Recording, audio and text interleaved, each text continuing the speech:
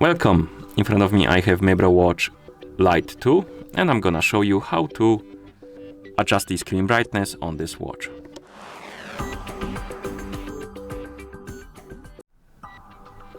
First we need to wake up the screen on our watch, and you can do it by pressing the crown button.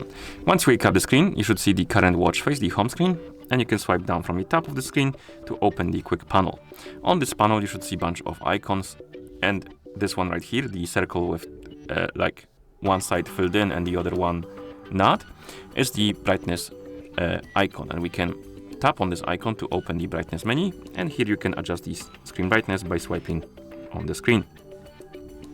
And once you're done, you can press the upper button, the crown button, to go back to watch face.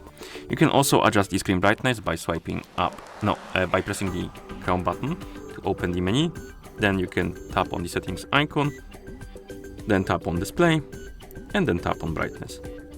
And here you can adjust the brightness, and then you can press the crown button a couple of times to go back to watch face. And that's how you adjust the screen brightness on this watch.